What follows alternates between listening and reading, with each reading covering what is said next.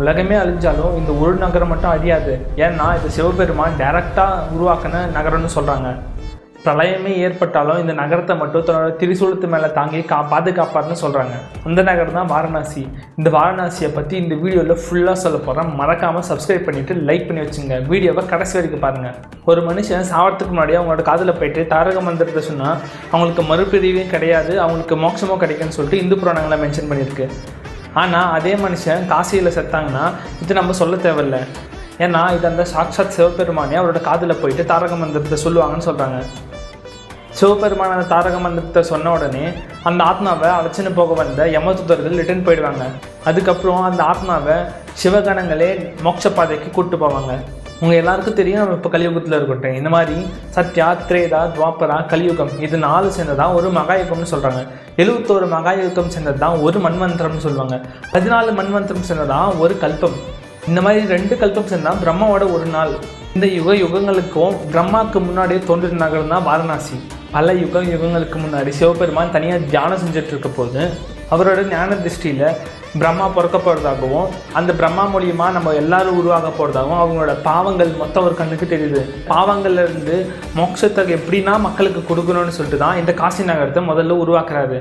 இந்த காசியை பற்றி தெரிஞ்சுக்கின மகாவிஷ்ணு இந்த இடத்த இன்னும் புனிதமாக்கிறதுக்காக 1000 வருடங்களுக்கு மேலே ஒத்த காலில் நின்று இங்கே தவம் செய்கிறாரு. அப்படி அவர் தவம் செய்கிறப்போ அவர் உடம்புலேருந்து வந்த வியர்வை துளி தான் ஒரு குளமா வந்திருக்கு. இந்த மகா தவத்தை கண்ட சிவபெருமான் அவரே இங்கே வந்து மகாவிஷ்ணுவை ஆசீர்வதிக்கிறாரு. அப்போ அவர் ஆசீர்வதிக்கிறப்போ அவரோட கம்பல், அதாவது குண்டலம் வந்து அங்கே இருக்கிற குளத்தை விழுது. இதுதான் இப்போ இருக்க மணிகர்ணிகா காட். மணின்னா குண்டலம், கர்ணிகான்னா காதுன்னு பொருள். வாரணாசிக்கு அப்புறம் தான் பிரம்மதே பிறக்கிறாரு. இதுக்கப்புறம் தான் சிருஷ்டி ஸ்டார்ட் ஆகுது. அந்த பிரம்மதேவனுக்கு ஒரு பையன் இருக்கான். அவனோட பையனோட பொண்ணு தான் சதி தேவி. கொஞ்ச நாள் கழிச்சு சதி தேவிக்கும் நம்ம சிவபெருமானுக்கும் கல்யாணம் ஆகுது. சத்தியோட அப்பா ஒரு தக்ஷ யாகம் நடத்துறாரு.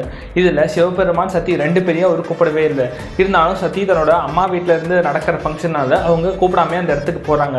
உனக்கு கொஞ்சம் கூட வெக்கமான சூழ்சோட்டனை இல்லையா, அந்த பரமேஸ்வரனுக்கு எதுவுமே இல்லையான்னு சொல்லிட்டு அசிங்கப்படுத்துறாங்க. இதனால சக்தி அங்கே இருந்த தீயில அவங்களே போயிட்டு தன்னைத்தானே அவங்க எரிச்சுக்கிறாங்க. இதை கண்ட சிவபெருமான் சத்தியோட உடலை தூக்கிட்டு ருத்ர தாண்டவம் ஆட்டுறாரு. இதை கண்ட விஷ்ணு எங்க இந்த உலகமே அழிய போகுதுன்னு நினைச்சு தன்னோட சுதர்சன சக்கரத்துல சத்தியோட உடம்ப 51 பாகங்களா வெட்டுறாரு. உலகத்தோட பல இடங்கள்ல போய் விழுது. இதுதான் காசி விசாலாக்தி சக்தி பீடம்.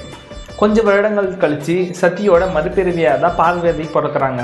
பார்வதியும் சிவபெருமானும் ஒரு நாள் பேசிட்டு இருக்கப்போ சிவபெருமான் சொல்றாரு, சாப்பாடும் மாயதான், பசியும் மாயதான் அப்படின்னு சொல்றாரு. இதை சிவபெருமானுக்கு உணர்த்த தான் பார்வதி தேவி மறைஞ்சிட்டு உலகத்தில் இருக்க தண்ணி, சாப்பாடு, ஆகாரம் எல்லாத்தையும் வந்து மறைக்கிறாங்க. இதனால அங்கே இருக்க ஜீவராசி, தேவர்கள் எல்லாரும் வருத்தத்தில் இருக்கிறாங்க. அந்த சிவபெருமான் கூட பசி தாங்காமல் ரொம்ப துடிச்சிட்டு இருக்காரு.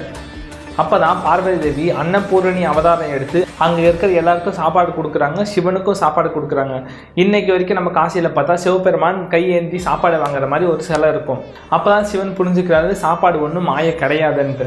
இன்னும் இதை பற்றி நிறைய கதைகள் இருக்குது. கங்கை எப்படி காசிக்கு வந்தது, அதுக்கு பின்னாடி இருக்க ஸ்டோரின்னு சொல்லிட்டு. இதை பற்றி உங்களுக்கும் தெரிஞ்சுக்கணுன்னா மறக்காமல் பார்ட் 1 கமெண்ட்டில் மென்ஷன் பண்ணுங்கள்.